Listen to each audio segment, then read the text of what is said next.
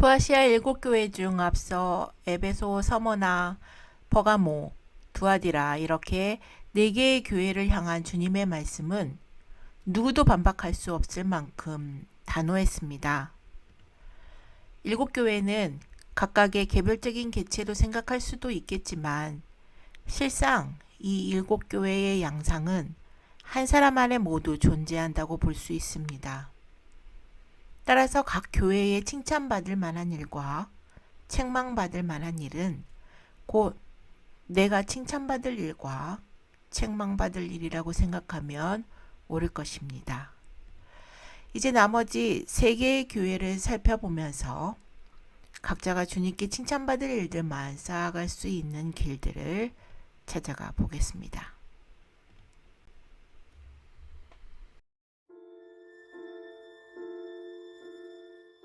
3장 사대 교회의 사자에게 편지하라.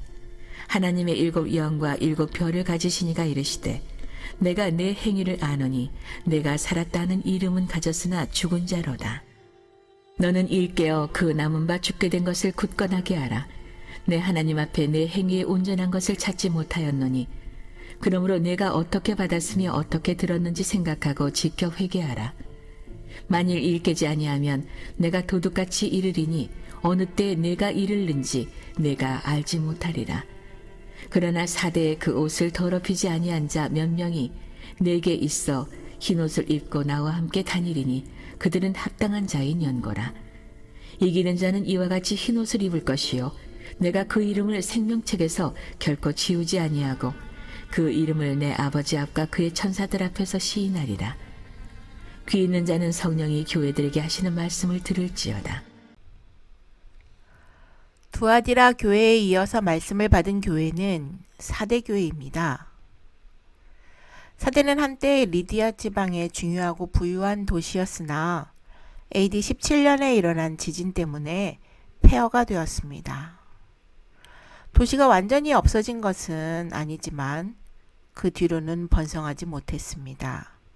주민들은 이전의 부와 세력을 끝내 되찾지 못한 채 한물간 과거에 매달려 살았습니다. 보기에만 번지르르 했지 실제로 내보일 위상은 없었습니다. 겉으로는 살아있는 것 같지만 사실은 이전의 잔재에 지나지 않았던 것입니다. 사대교회도 이러한 도시를 그대로 담고 있었습니다. 겉으로는 어느 모로 보나 바쁘고 생산적인 교회 같았지만 속으로는 썩어가고 있었습니다. 핍박을 당하지 않고 좋은 평판을 받았지만 정작 교회로서의 의무는 다하지 않았습니다. 그런 사대교회를 향해 주님은 살아있는 것처럼 보이지만 실상은 영적으로 죽은 상태라고 평가하셨습니다. 그의 행실에서 성도다운 모습을 전혀 발견할 수 없었기 때문입니다. 그리스도께서는 사대교회에 자신을 하나님의 7 영과 7 별을 가지신 이로 소개하는데 7 영은 성령의 7가지 사역을 상징하며 7 별은 교회들의 7 사자를 가리킵니다. 예수께서 등장하시는 모습은 성령의 사역을 통하여 교회에 생명을 주시는 능력이 자신의 손안에 있음을 강조하시는 것으로 보입니다. 욥기서 33장 4절에서는 하나님의 영이 나를 지으셨고 전능자의 기운이 나를 살리시느니라고 했고 요한복음 6장 63절은 살리는 것은 영이니 육은 무익하니라고 말씀하셨습니다. 사도 바울도 고린도후서 3장 6절에서 율법 조문은 죽이는 것이요 영은 살리는 것이니라고 말했고 요한일서 5장 12절은 아들이 있는 자에게는 생명이 있고 하나님의 아들이 없는 자에게는 생명이 없다고 말합니다. 이는 모두 예수 그리스도가 생명의 근원이라는 것과 말씀이신 예수님을 믿지 않으면 우리 안에 생명이 없음을 말하고 있습니다. 쉽게 말해서 예수님이 그 안에 있는 사람은 산 사람이요 없는 사람은 죽은 사람이라는 뜻입니다. 특별히 성경은 인간이 육체의 생명뿐 아니라 영의 생명이 없음으로 인해 영원한 죽음에 이를 수 있다는 것을 밝히고 있습니다. 따라서 사대교회가 살았다 하나 실은 죽은 자라는 말씀은 한마디로 예수 그리스도가 그 안에 없다는 뜻입니다. 주님은 사대교회의 사자가 예수님에 대한 믿음이 없으므로 생명 없이 사는 사람, 곧 예수가 없는 예수 밖의 사람들과 다를 바가 없다는 경고장을 날리셨습니다. 이 경고장은 오늘 우리에게도 유효합니다. 사대교회를 향한 주님의 처방은 5가지입니다. 첫째, 주님은 그들에게 일깨어 라고 촉구하셨습니다. 마치 의식을 잃기 직전의 사람을 마구 흔들듯 정신줄을 놓지 말라고 외치셨습니다. 깨어있지 않으면 신자들은 죽어가는 문화의 잠 속에 빠져들 수 있고 부질없고 무익한 행위를 하게 될 것입니다. 둘째로 그리스도는 사대교회를 향하여 남은 발을 굳건하게 하라고 하셨습니다. 사대교회의 많은 사람들은 아직 가물가물하게나마 소생의 희망이 있었지만 죽은 교회라는 환경 속에 장기간 살다 보면 살아있는 소수의 사람들도 타격을 입어서 함께 싸늘하게 식어갈 것이기 때문입니다. 셋째로 그리스도는 네가 어떻게 받았으며 어떻게 들었는지를 생각하라고 지시하셨습니다. 생각하라, 곧 기억하라 라는 동사가 현재 시제로 되어 있으므로 그들은 자신들이 받은 구원과 성령의 선물들을 계속 상기해야 했고 자신들이 들은 복음의 기쁜 소식들을 계속 염두에 두어야 했습니다. 넷째로 그리스도는 사대교회를 향하여 그들이 받고 들은 진리를 지키라고 주문하셨습니다. 기억이란 생각에만 그치지 않고 행위를 수반합니다. 기억을 돕는 일들을 실제로 행해야 영적 안개와 망각의 죽음 속에 빠져들지 않을 수 있습니다. 단지 하나님의 말씀을 읽고 듣는 것만으로는 부족하며 말씀이 순종의 행실로 이어져야만 진리를 지켜낼 수 있습니다. 끝으로 그리스도는 사대교회를 향하여 회개하라고 명하셨습니다. 생각과 태도를 단호히 고쳐 회복을 향하여 바른 길에 오를 것을 촉구하신 것입니다. 위대한 의사이신 예수 그리스도께서는 그들의 영적 상태의 심각성을 신속히 설명하신 뒤에 영적 삶에서 더 이상 빈둥거려서는 안 되고 이제 행동에 나설 때가 되었음을 경고하시며 오늘 당장 시작할 것을 명하셨습니다. 사대교회는 종교적인 외형은 갖추었으나 믿음과 소망과 진실한 사랑이 결핍되어 있었기에 책망받았으며 이전에 받은 은혜의 말씀을 다시 듣고 기억하여 순종하고 행함으로 그 죽어가는 심령을 살려 굳건히 하라고 권면받았습니다.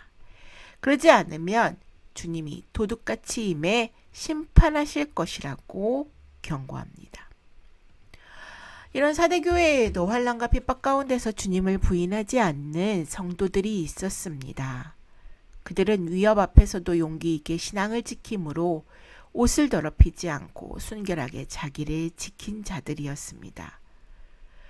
옷은 주로 어떤 사람의 영적 상태를 비유할 때 사용하는 상징적인 물건으로서 스가랴 3장 3절로 5절은 여호수아가 입는 옷의 더러움과 깨끗함을 죄로 물든 그의 영적인 상태와 죄를 사함을 받은 영적인 상태를 상징한다고 말합니다. 주님은 옷을 더럽히지 않은 사대교회의 몇 명을 향하여서 승리를 상징하는 흰 옷과 주님과의 교제를 약속하셨습니다. 그리고 믿음을 지킨 사람들의 이름을 생명책에 기록하시고 하나님과 천사들 앞에서 그 이름을 시인하겠다고 말씀하셨습니다. 이는 이 땅에서 주님의 이름을 시인하며 끝까지 신앙의 절개를 지킨 성도에게 주시는 영광스러운 상급입니다. 한국교회의 상당한 비율을 차지하고 있는 개혁주의 교단의 매우 중요한 교리 중 하나가 바로 예정론입니다. 그런데 이 교리에 대한 오해가 매우 심각합니다. 한번 믿는다고 말하기만 하면 영원한 구원이 결정된다는 것은 어쩌면 성경보다는 운명론에 가까울 것입니다. 사실 믿는다고 말하고서도 하나님 나라의 복음을 거스르고 돌이키지 않는다면 그의 믿음은 거짓이라는 것이 개혁주의의 가르침입니다. 믿음과 실천은 분리할 수 없습니다. 하나님 나라의 백성에게 만사가 편안하기만 한 삶은 살아있다는 증거가 아니라 죽어있다는 표지일 가능성이 높습니다. 사람은 고난 때문에 자신을 돌아보며 죄가 무엇인지를 깨닫고 예수 그리스도 앞에 내 모습이 어떠한지를 확연히 보게 됩니다. 요한도 그래서 처음 자신을 소개할 때 고난받는 형제임을 강조했습니다.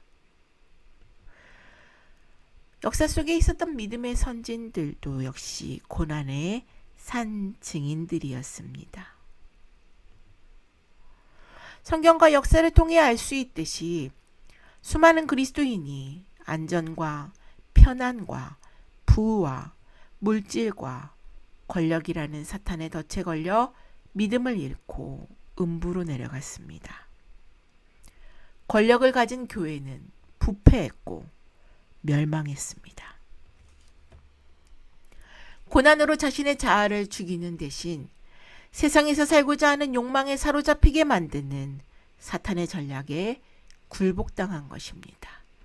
따라서 생명을 지키는 데 있어 자기를 부인하고 자신의 욕심과 탐심의 우상을 내려놓는 일은 선택이 아니라 필수입니다.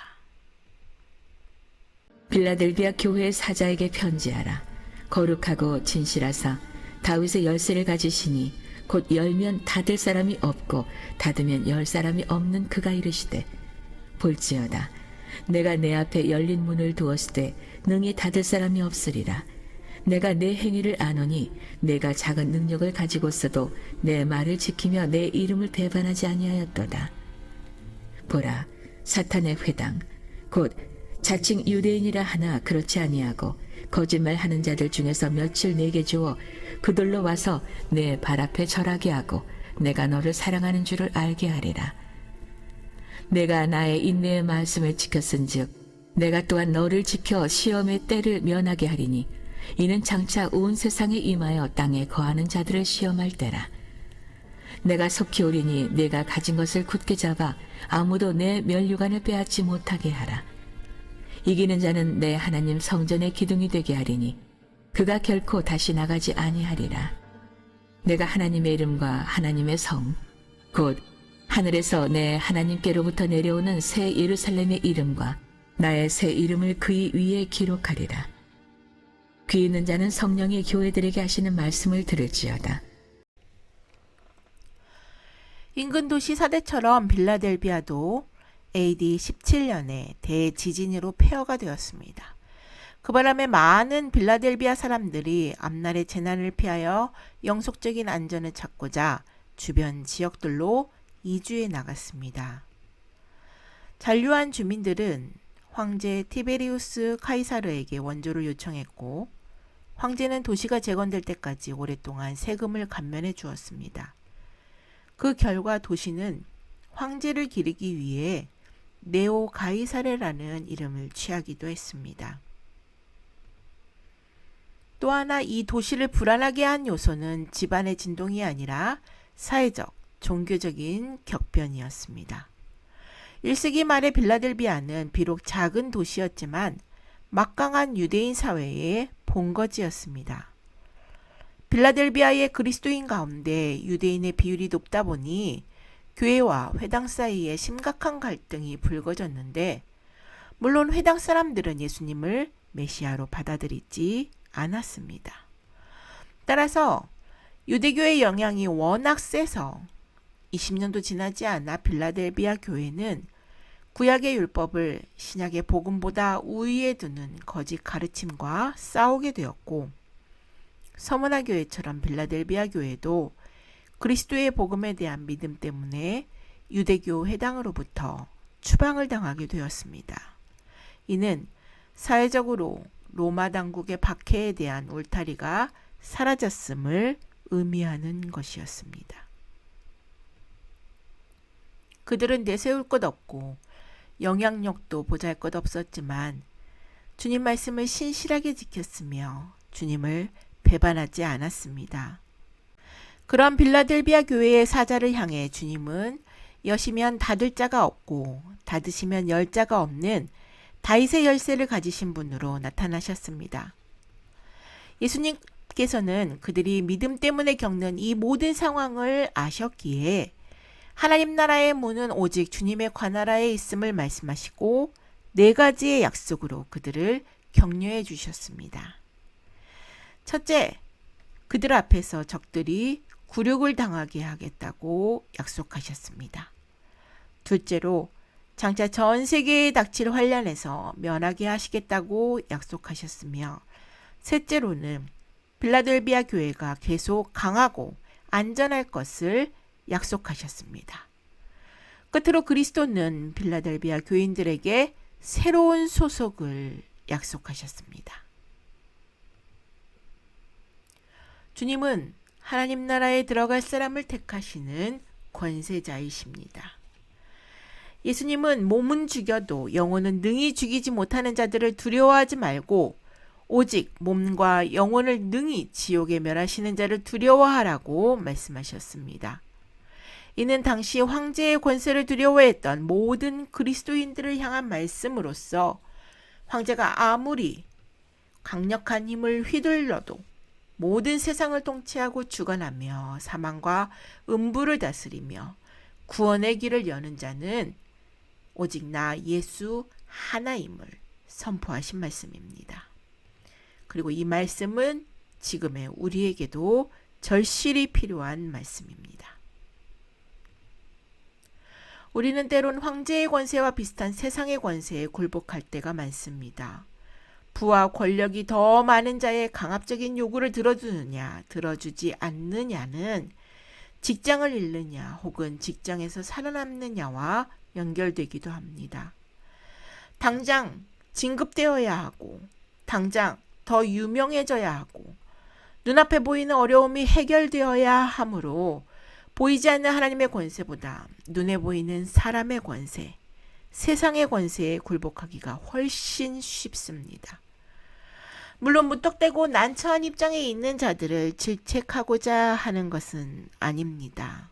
다만 이러한 싸움에서 이기는 연습을 해보자는 것입니다. 왜냐하면 계속해서 우리 앞에는 더 큰 싸움이 기다리고 있기 때문입니다.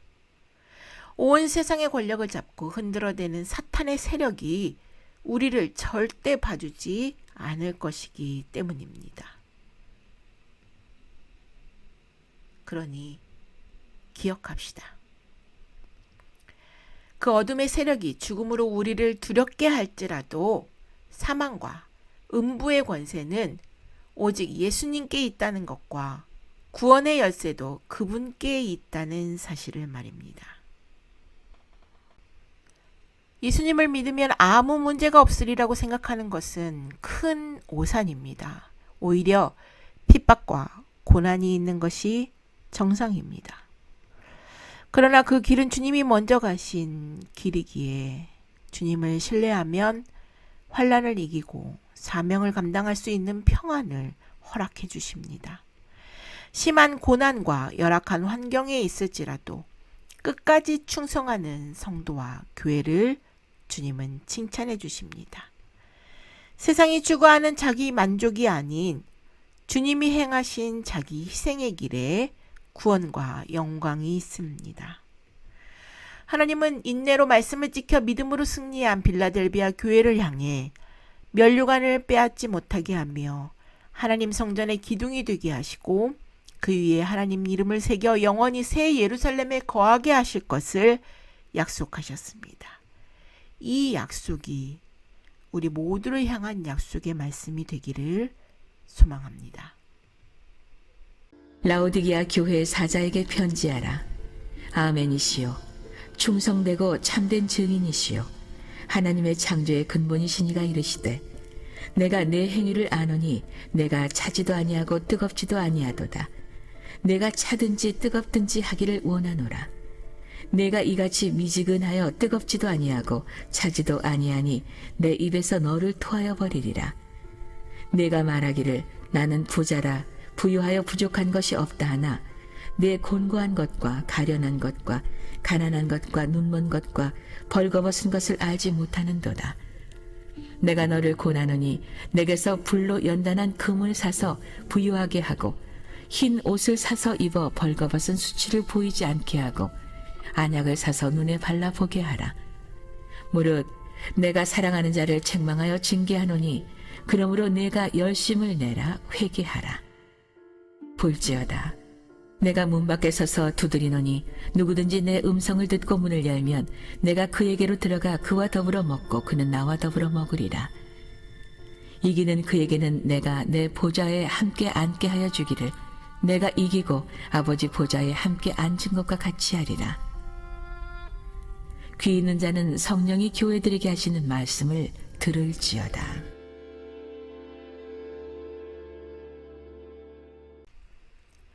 소아시아 7교회 중 예수님의 말씀을 듣는 마지막 주자는 라오디게아 교회입니다. AD 60년에 지진으로 폐허가 된 라오디게아 도시는 일찍이 인근의 빌라델비아가 황제의 원조를 청한 것과는 달리 자수성가의 길을 택했습니다. 라오디게아는 위치상 아시아의 중요한 무역로에 있다 보니 금세 그 지역에서 가장 부유한 도시 중 하나가 되었고 자연히 교인들 가운데에도 부자가 많았습니다. 미국의 월스트리트처럼 라오디게아도 소아시아 금융의 중심지였기에 많은 재력가들이 모여들었고 거리마다 돈이 넘쳐나다 보니 그 도시를 살아가는 교인들도 자신들의 모든 상황에 만족하여 스스로 자신을 높이 평가해 나는 부자라 부족한 것이 없다라고 말했습니다. 그러나 그들은 실상 옷을 입지 않고 벌거벗은 사람처럼 비참하고 가난하고 곤고한 상태에 있었습니다. 그들은 외적으로는 부유했을지 모르지만 내적인 신앙 상태는 곤고했습니다. 그러한 라오디게아 교회의 사자를 향해 주님은 아멘이시오, 신실하고 참된 증인이시오, 하나님의 창조의 근원이신 분으로서 입으로 뱉어버리고 싶을 정도로 그들의 신앙이 미지근하다고 질책하셨습니다. 라오디게아는 한 가지 중대한 문제를 안고 있었는데 바로 쓸만한 물의 수원지가 없었던 것입니다. 그래서 인근 히에라폴리스의 뜨거운 온천수와 골로새의 차가운 물을 수로로 끓여서 쓰다 보니 결국 도시에 도착하면 별 쓸모 없이 기껏 구토를 일으키는 미지근한 물이 되어버렸는데 주님은 이를 빗대어서 라오디게아 교인들이 뜨겁지도 않고 차지도 않다고 책망하신 것입니다. 그래서 그들이 회개하지 않으면 그들을 입에서 토하여 버리겠다고 하셨습니다. 영적 침체로 미지근한 라오디게아 교회를 향해 주님은 불로 연단한 금을 사서 부유하게 하고 흰옷을 입어 벌거벗은 것을 감추고 안약을 사서 눈에 바르라고 말씀하셨습니다. 여기서 중요한 것은 금, 흰옷, 안약을 성도 자신으로부터는 얻을 수 없고 주님으로부터 구해야 한다는 것입니다. 그리고 무엇을 사는 행위는 사려는 사람의 전적인 의지가 있어야만 가능하기에 라오디게아 교회의 의지적인 순종을 촉구하셨습니다. 똑같은 순종이라도 마음이 함께하지 않는 순종은 주님이 기뻐하시지 않습니다.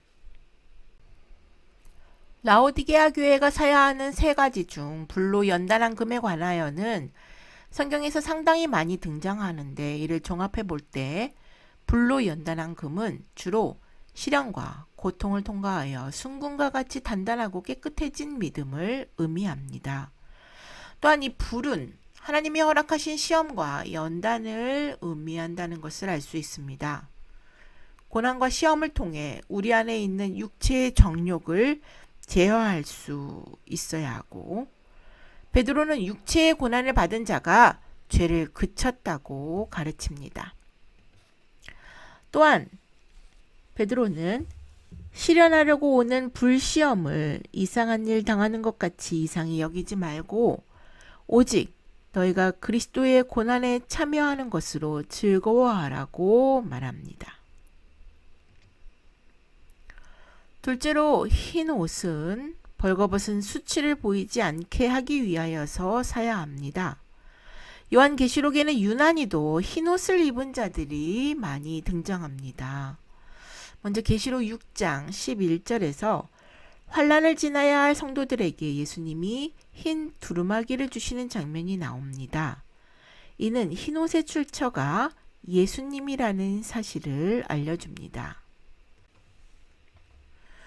계시록 7장 9절에서는 종려나무 가지를 들고 보좌 앞과 어린 양 앞에 등장하는 무리가 나오는데, 장로 중에 하나가 요한에게 이 무리가 큰 환난에서 나오는 자들이라고 말하면서 어린 양의 피에 그 옷을 씻어 희게 한 자들이라고 말한 것을 빗대어 볼 때, 옷을 희게 할 수 있는 방법은 오직 어린 양의 피에 씻는 것밖에 없음을 알 수 있습니다. 계시록 19장 8절에서는 혼인 예식을 치를 성도들이 입는 옷이 주님이 입도록 허락하신 것이고, 이 빛나고 깨끗한 세마포는 성도들의 옳은 행실이라고 말하는데, 여기서 우리는 흰 옷에 대한 정확한 정의를 발견할 수 있습니다. 계시록 22장 14절은 두루마기를 빠는 자들은 복이 있다고 말하고 있습니다. 이 구절은 옷을 관리해야만 하는 존재가 다름 아닌 성도들이어야 함을 보여줍니다. 이 말씀들을 종합해서 볼 때에 계시록은 환난을 통과한 온전한 행실이 흰옷이라는 것을 보여주고 있습니다. 라오디게아뿐 아니라 우리 역시도 예수 그리스도를 믿고 행하는 모든 행위들이 모두 예수님의 피에 씻겨진 그의 의를 믿는 믿음으로 행해져야 할 것입니다. 마지막 세 번째, 눈에 바르는 안약은 보이지 않았던 눈을 보이게 하기 위해서 필요합니다. 예수님은 바리새인들과 서기관들에 관하여 호통을 치실 때 소경이라는 단어를 많이 사용하셨습니다. 이는 단순히 육적인 것을 뜻하는 게 아니라 영적인 상태를 말하는 것으로 그들의 시야가 오로지 자신과 세상을 향해서만 열려 있었음을 지적하며 보여줍니다. 본다는 것은 무엇에 관심이 있는지를 알려줍니다. 시야가 향하고 있는 곳이 나의 마음이 있는 곳이죠.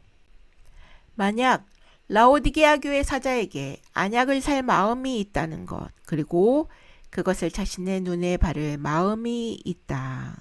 이것은 곧 예수 그리스도에게 나의 관심을 두겠다는 의지를 말합니다.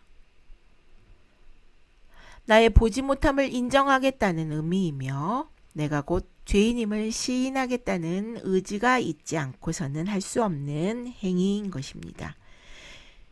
왜냐하면 예수 그리스도 없이 진리를 볼 수 있는 사람은 아무도 없기 때문입니다.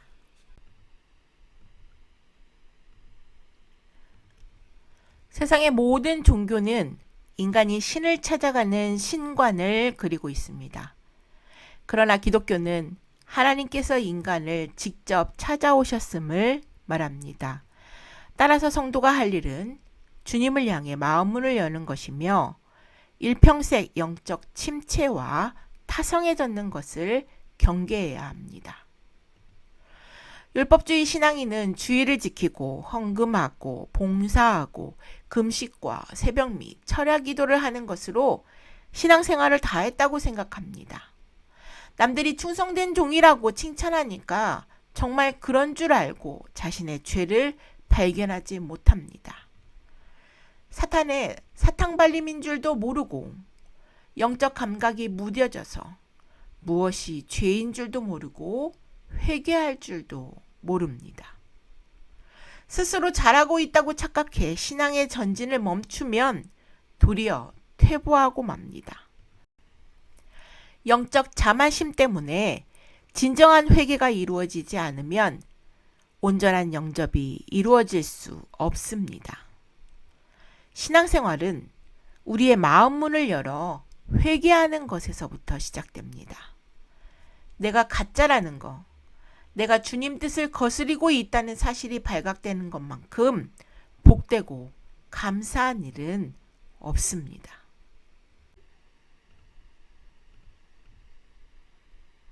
코람데오, 내가 하나님 앞에서 적나라하게 발가벗겨져야 진정한 회개가 이루어집니다. 회개해야 하나님 나라가 10년 가운데 매일의 삶 가운데 임합니다. 인생의 목적이 하나님의 영광임을 분명히 기억할 때 우리는 안일함에서 벗어날 수 있습니다. 귀 있는 자는 성령이 교회들에게 하시는 말씀을 들으십시오.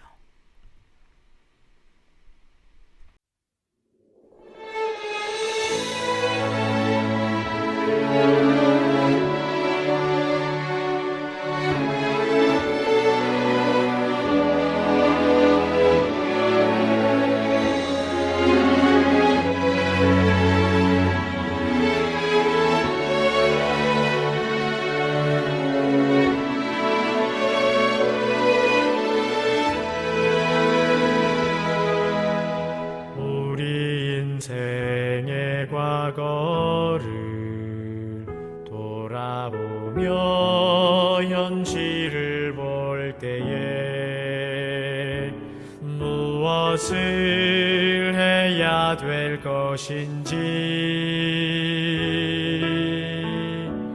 알게 하시고